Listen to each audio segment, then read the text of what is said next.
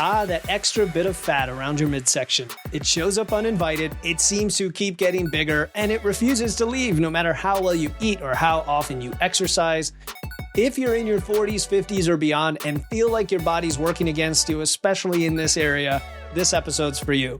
Today, we are uncovering the real factors behind midlife belly fat. You'll learn why conventional wisdom usually doesn't work and what to do instead. Because when you understand the root causes of belly fat gain and, more importantly, why we care about it far beyond aesthetics, you can create an effective strategy to deal with it. So if you're frustrated with your belly fat, both for your health and physique, today you'll learn just what to do.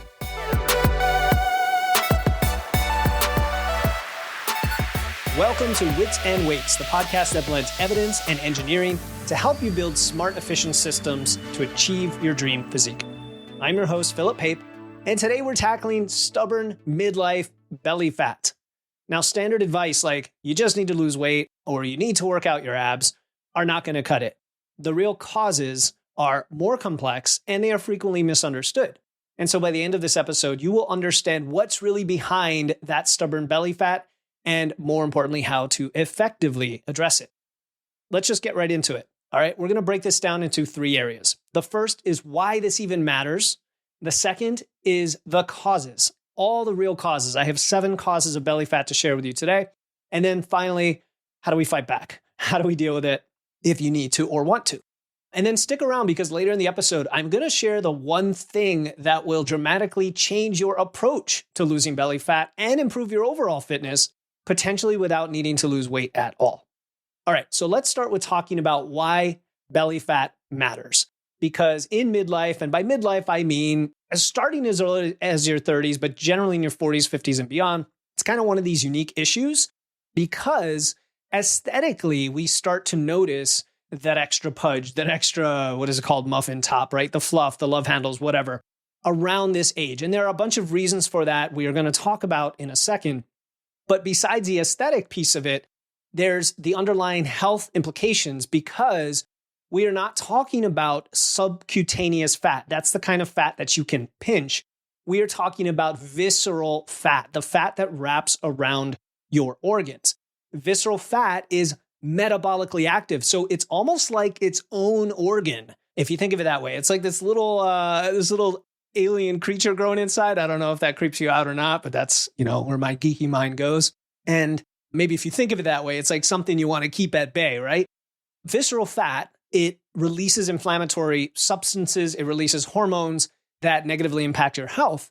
And this is why even a modest increase in belly fat can lead to some health risks, some very serious health risks, and is associated very strongly in the evidence with a higher risk of heart disease and stroke, increased likelihood of developing type 2 diabetes, greater risk of certain cancers, potential cognitive decline, and dementia. And it gets kind of complicated when you get into the research because on one hand, you find that it might simply have to do with having extra body fat in general. There is that. But there seems to be some independent factors, even in people that are a lower body weight, that are in normal, quote unquote, BMI range, where the belly fat itself seems to be an independent factor. And so it is more about than appearance, right? It's maintaining your health, maintaining your vitality. And then yes, if you have aesthetic goals, if that bothers you a bit, then that'll be the outcome or the side effect or the lagging indicator once you address these things. Having said that, one little caveat here is, the belly area is a very loaded topic because you'll get some people saying that, no, it's okay to carry a little extra belly. That's totally normal. If you're a lifter, if you lift weights, having that power belly, having that extra weight is a sign that, you're carrying a decent amount of muscle and fat to kind of push those lifts. And even having said all that, there is still a risk factor with having too much of it, but too much is a little bit subjective and it's going to depend on you. And what I don't want you to come out of this episode is that you have to be shredded or you have to have a 6-pack or you have to be like completely devoid of fat visually in the abdomen area because there is, again, still subcutaneous fat. We are all genetically different in terms of where we store fat and how it looks when the fat is distributed. When you get leaner, for example, you still might have some fat in that area and it might look a little more pronounced because the rest of your body is leaner. Kind of an irony there that's like, damn, what the heck? And so it's going to really be very specific to everyone. And I just wanted to put that caveat out there because even I, when I get lean, like when I start to see a six pack, I still have this little pudge down there. And I'm like, okay, that's just me. That's how I am. Maybe I've made some choices that have caused me to have more of that. Maybe I can clean some things up with what I'm doing. But in general, I probably just need to lose a little more body fat if I really want that to go away. And how important is that to me? So you got to ask yourself that question, like how important is that piece of it? But we're going to focus more on the health side. All right. And that's why I want to dig into, with this second segment here, what is really happening and causing midlife belly fat, right? Based on the evidence. Okay, not based on conventional wisdom or the assumptions people make, even though there are some truths in some of those things, and as we'll find out. So I think I've got 7 things here that I came up with. The first one is the hormonal changes. And actually, this probably is the biggest reason we see a step change in the amount of belly fat we store as individuals. So for you as an individual, you're kind of used to something up until your 30s, and then all of a sudden your 40s and 50s, it starts to shift more to the belly fat, even if you have roughly the same fat. Even if you lift weights, you just see it shift more to the belly fat, especially in women, but even for men as well. And it has to do with hormones. So for women, the decline in estrogen primarily during perimenopause and menopause or postmenopause, it plays a significant role because estrogen regulates fat distribution. And so as the levels drop, the fat storage shifts more toward the midsection. Again, this is not a thing that we just throw up our hands and give up. It just means we have to be aware this is happening. Now, obviously, if you are seeking hormone replacement, hormone treatment, that can help if that's something that's indicated for you. For some of you, you may not be able to be on treatment. Maybe you had cancer or something like that. So everyone's going to have a different situation. For men, decreasing testosterone is the primary factor. And keep in mind, women also have a decrease because lower testosterone correlates. Not because I'm not giving you the mechanistic factor, but in the evidence we see that lower testosterone correlates with increased belly fat, independent of muscle loss, because testosterone influences fat storage as well. So hormones are the biggest change. It's not much you can do about other than therapy hormone treatment, asterisk, caveat, with the exception that the things we're going to talk about later with strategies that can improve hormones can then also improve some of these a bit. Okay. The second cause of midlife belly fat is stress, chronic stress. And chronic stress is prevalent as we get older, right? Because you've got more obligations. We've got kids. You might be the sole caretaker or homemaker, or what am I trying to say? Head of household, whatever. That's a tax term, head of household. You have a lot of obligations. You have a lot of stuff to deal with and people to take care of. And it's wonderful because you've got a family and you're becoming that person who is surrounded by loving people, hopefully, but it's stressful. Work obligations, financial obligations, and chronic stress elevates your cortisol levels. And we know there's a link between high cortisol and so many things. I mean, I don't want to go overboard on the cortisol being the root of everything, but there is an association with, higher cortisol on a chronic basis and increased abdominal fat storage. And so being aware of that, how the fat storage in the visceral area seems to be a protective mechanism. We're going to see this pattern throughout this. It seems to be a protective mechanism, very much like how your metabolism adapts to save energy when you're dieting. And so we don't want to be in a situation where we cause our body to be fighting and away from homeostasis, which it's always fighting to get there. We want to give it the best shot of kind of relaxing and being in a normal state with our hormones and our cortisol. So just keep in mind, hormones, stress, and stress is something we can do about it. We can't change our situation precisely. We can change how we cope with it, how we mitigate it. And that'll be part, one of the strategies we talk about. The third cause of belly fat is insulin resistance. And this is a tricky one because there's a lot of misinformation about insulin resistance.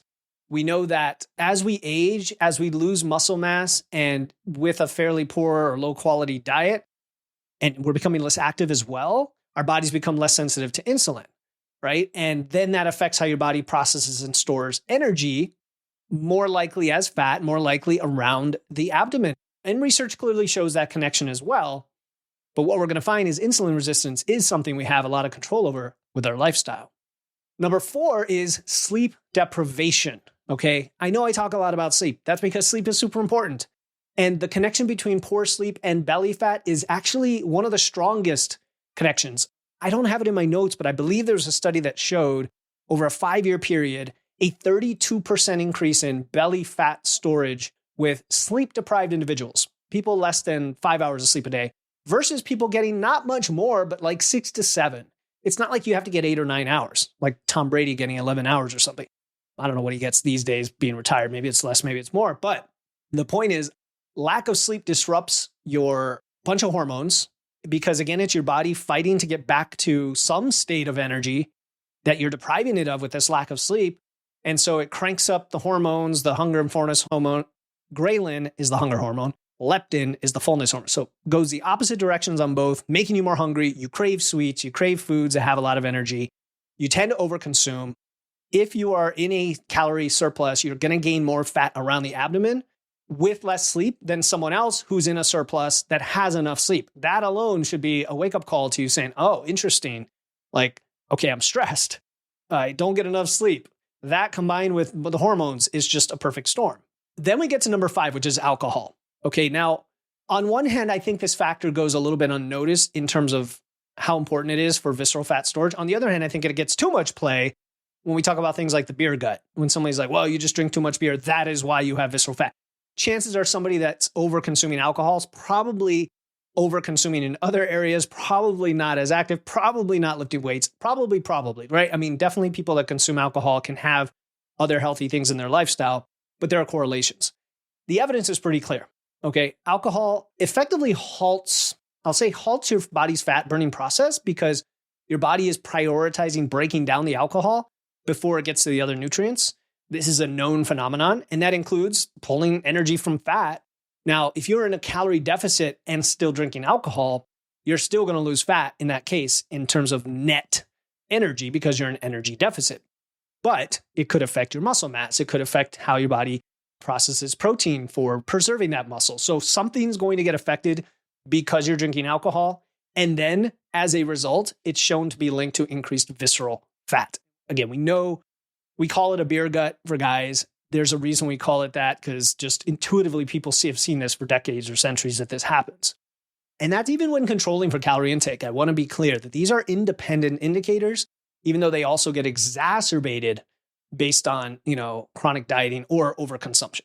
All right, number 6 out of the 7 true hidden causes here of belly fat that you may not be aware of is age-related muscle loss. Okay, and I say age-related because a lot of people, the vast majority of people are not strength training and we lose muscle mass with age. It's called sarcopenia and it accelerates after the age of 30, something like 3 to 8% of your muscle mass per decade after 30. And so you just really start to see it at that point. Your bodies can no longer coast from its, post-puberty 20s, early 30s. Now you start to lose muscle mass because you're doing nothing to maintain it. You're doing nothing to build it. You're not lifting weights. And so it's not because you're getting older. It's simply because the body doesn't need the muscle. You're telling it it's not important. It loses the muscle mass. And along with that muscle loss actually comes more visceral fat storage. That was my point here. Okay, so along with the muscle loss, your body is now storing fat and it's storing more of it in the belly area. So in other words, if you were training to maintain muscle and you were over-consuming, you wouldn't store as much belly fat. It's very amazing how these things happen, how the body knows what to do almost intuitively to help protect you, but it's going overboard because you are not acting in a way that is natural to being a human. You're not lifting weights. You're not putting load on your skeletal muscular system. Hi, my name is Jenny, and I just wanted to say a big thank you to Philip Pape of Wits and Weights for the 15-minute rapid nutrition assessment he offers for free. During that session, I found he asked really good personal questions that helped him be able to give me excellent advice and tangible tools, which I've applied. And since then, I have lost 12 pounds where I was otherwise stuck. Now that I'm closer to my weight goals, I'm focusing more on my fitness and muscle and strength. So I just really want to say thanks, Philip, for all of your encouragement and the free tools you offer, as well as the positive podcast message. It's really helped me. And then number 7 is no surprise, but a sedentary lifestyle, right? Our modern lifestyle, we're less active, we are older, we have desk jobs, we sit around all day. If you're not in a habit of moving, of walking, of doing a little cardio, a little cardio. I'm just saying, something fun that you throw in there, even if it's just running upstairs a couple times a day. But primarily it's just getting off your butt on a regular basis. That has contributed to more belly fat storage as well. Prolonged sitting in particular is directly linked to increased visceral fat, even in people who exercise or train regularly. That is why I constantly say that I think of movement as like 3 buckets. In general, you want to be active all day somehow, right? Not necessarily moving quickly or intensely or sweating, but you don't want to be sitting all day. So we have our training sessions, we might have our walking or cardio sessions, but we should also have our not sitting time, okay, throughout the day. So if we understand that these are the causes, right? And we see that midlife belly fat it's not just about overeating or not exercising enough. It's hormonal, it's metabolic, it's overall lifestyle. Then our approach to it is just the inverse. It's a comprehensive way to combat these things. And so given what we know, then, simple advice is oversimplifying things. The conventional advice in the industry is just always like, eat less, move more. And that's not going to cut it, right? What we have to do is focus on sustainable lifestyle changes, creating a system for ourselves that improve our body composition. And so something that I've talked about many times on the show is fat loss versus weight loss. In fact, last week's Monday episode, if you go look in the feed, I'll drop a link to the show notes in there. It was called Why Weight Loss Always Fails. And in that episode, I give you the rundown of why we care about body composition. And if you do the things that support body composition, you'll do the things that support reduced belly fat accumulation.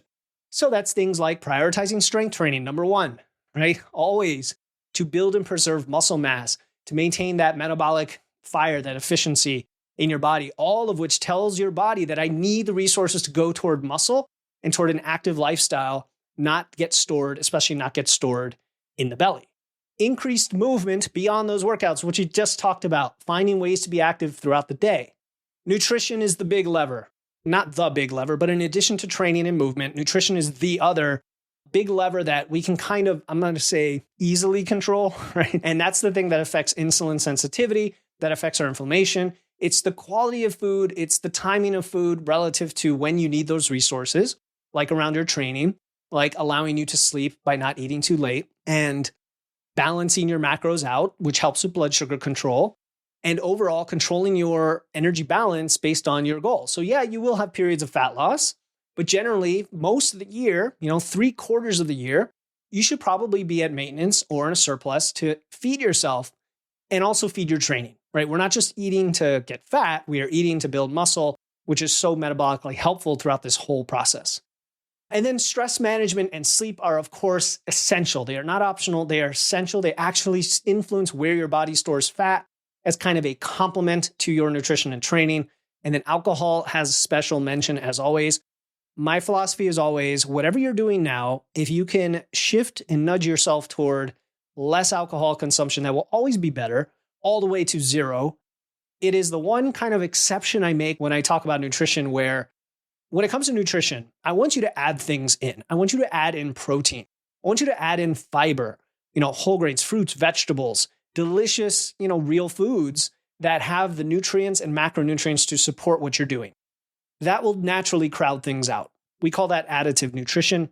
I've talked about many times on the show. If you need a specific episode on that, I'm happy to send it to you. But alcohol itself is kind of an outlier. It's not really nutrition, is it? Alcohol is a toxin. It's a poison.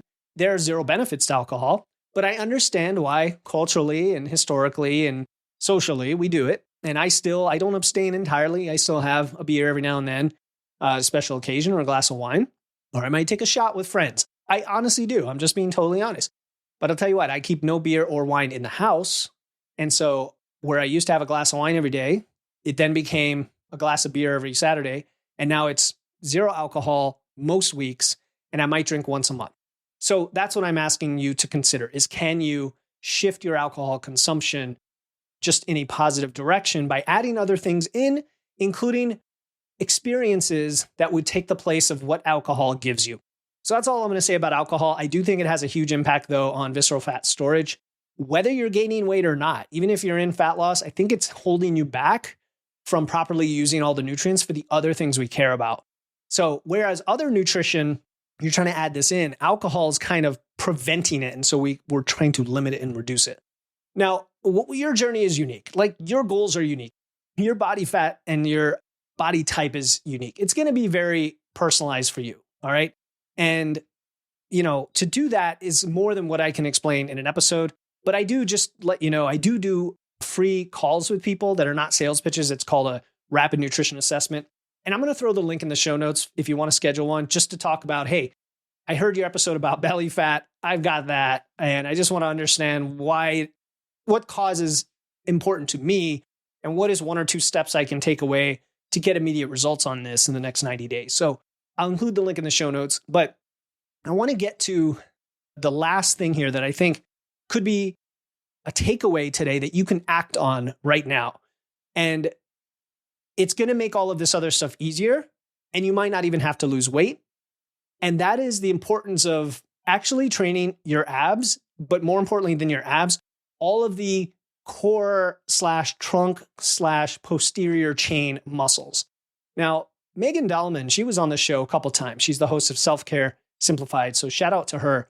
And this episode is dropping right after my most recent interview episode with her. So the last episode was with Megan about joint pain and back pain, inflammation.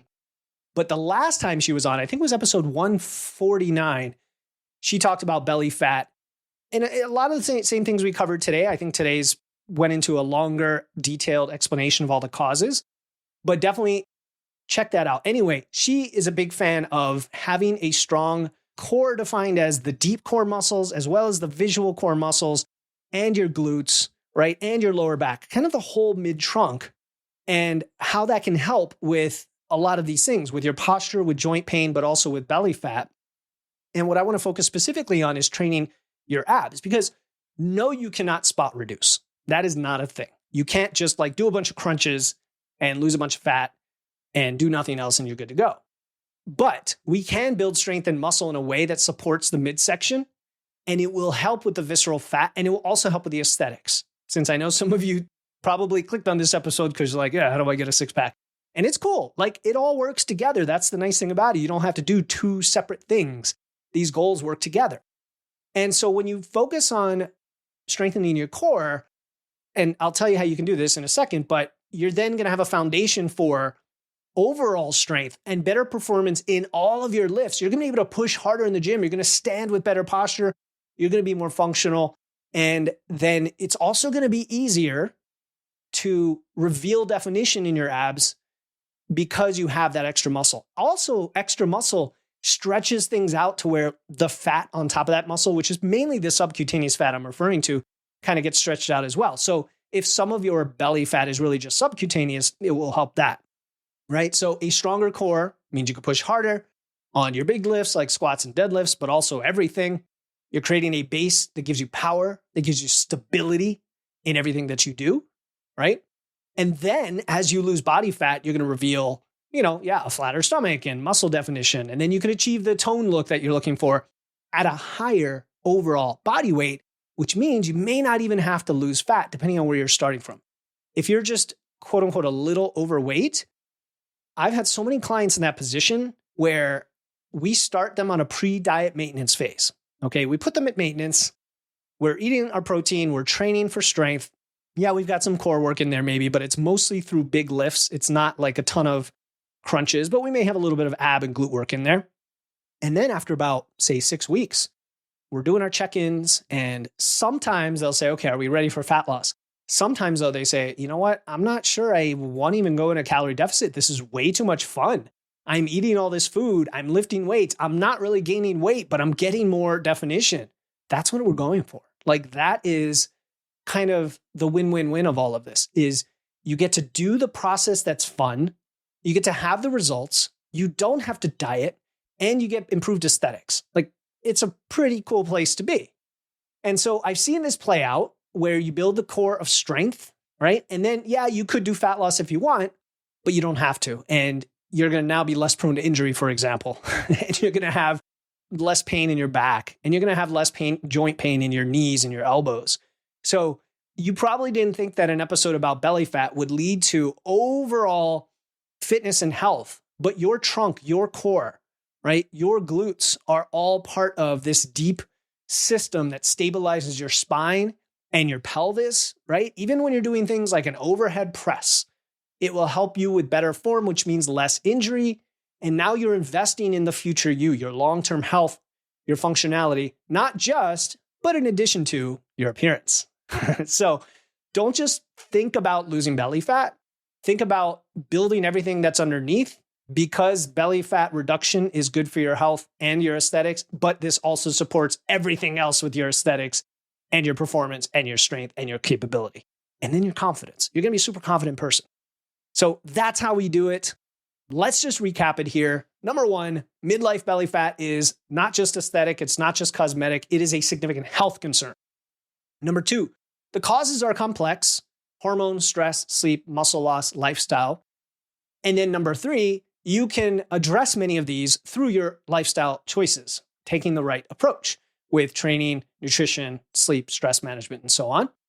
Number four, if you build core strength, and not just ab muscles, right? Core strength, doing your squats and deadlifts, and then adding in accessory work that supports your core, your glutes, yes, your abs, all of it. It improves your overall fitness. It can also reveal muscle definition as you lose fat or even without having to lose much weight. And then everything improves: your health, strength, quality of life, everything. Okay. Your body is capable of remarkable change at any age. In fact, when you're in your 40s and 50s, if you thought life has passed you by, if you've thought that you haven't been doing the right things, what better time to start than right now? And in fact, get a crazy amount of positive change in your body at this age, because it will happen. It will happen. I've had clients that are 60 that have started and they get just incredible improvements in their health and physique. And then everybody looks around and is like, what are you doing? I didn't know that was possible. I thought you were getting old. Aren't you getting old? Hormones. Can't do anything about it. Hands thrown up emoji. No, it's not like that. Okay. Now, again, I can't tell you all the step by step in this episode. So if you want to act on this, schedule a call with me. I've got these free 15-minute rapid nutrition assessments, which I mentioned once before. It's your chance to just sit with me on a Zoom, chat for 15 minutes. Hey, what's going on? Hey, where do you live? What's happening? How's the weather? And then we'll get into, okay, what's the thing holding you back? What are you trying to do here? Let me help you out. Maybe there's a little misconception. Maybe there's something that unlock your perspective or thinking. Maybe I could just give you a nice laugh and some motivation and, send you on your way. More likely what happens is you come away with 1, 2, or 3 steps, okay, that I like to max it at 3, that will tell you, like, do this, do this, do this. This is what we're gonna start with to get you some results. And I will send you a follow-up email with some resources if needed. I'll be available if you have questions. All of this is totally free because I want you to know that the change is possible, okay? And that there are things you can start doing, and that I'm happy to tell you the process and how those things work. I'm not going to hide anything behind a paywall or anything silly like that, like these, hyped up marketing coaches. I don't do that. So schedule a call with me. It's not a sales pitch. Go to witsandweights.com, click the button at the top, or click the link in my show notes, and let's just create a plan for you. Okay, let's get you going. That's it for belly fat. I hope you found something insightful today, something different, something unique, something you hadn't thought of before. Until next time, keep using your wits, keep lifting those weights, and remember that your midlife can be your best years yet. This is Philip Pape. You've been listening to Wits and Weights, and as always, I will talk to you next time.